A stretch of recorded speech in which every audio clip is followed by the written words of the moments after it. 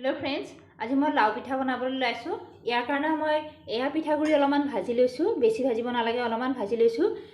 रंगालाउखिनि boil करि lasso, अलमान soda lasso आरो एया गुड़ मिठाई लैसो। एतिया मैं गुटेखिनि एकेलगे मिक्स करिम। एया भाजी लोৱা पिठागुड़िर सहिते मैं सोडाखिनि मिक्स करि दिसो। एतिया रंगालाउ बइल करि लोৱা रंगालाउखिनि दिसो। एतिया मैं गुड़ मिठाईखिनि दि दिम।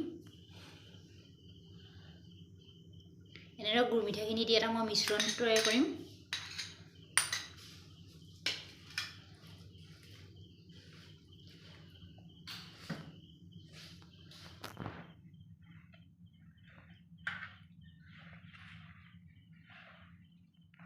ইয়াত পানী দিব নালাগে। গুড় মিঠাই আৰু ৰঙালাওখিনি বইল কৰি লোৱাৰ কাৰণে ইয়াত পানী আছে, সেইকাৰণে ইয়াতে পানী দিবৰ প্ৰয়োজনে নহয়।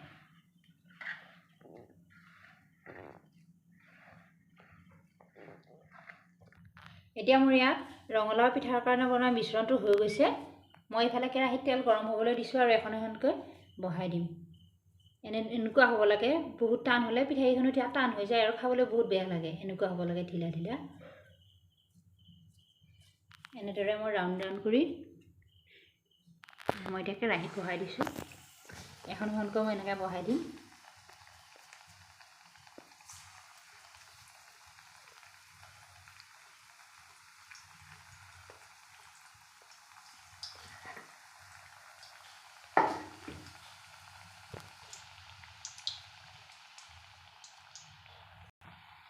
এয়া মই এনেদৰে বহাই দিছোঁ আৰু এখন মই এনেকৈ লৰাই লৰাই দিছোঁ। গেছটো অলপ কমাই ল'ব লাগে, নহ'লে বাহিৰৰ ফালে ৰঙা হয় কিন্তু ভিতৰৰ ফালে সিজি নাহে। সেইকাৰণে মই গেছটো অলপ কমাই লৈছোঁ।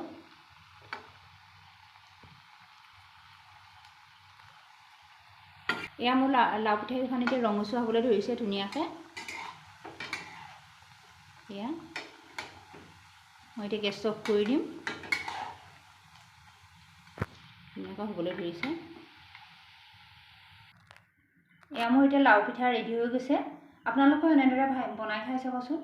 আৰু যদি মোৰ ভিডিঅ'টো ভাল লাগে তেতিয়াহ'লে এটা লাইক কৰিব, শ্বেয়াৰ কৰিব আৰু ছাবস্ক্ৰাইব কৰিবলৈ নাপাহৰিব। ধন্যবাদ।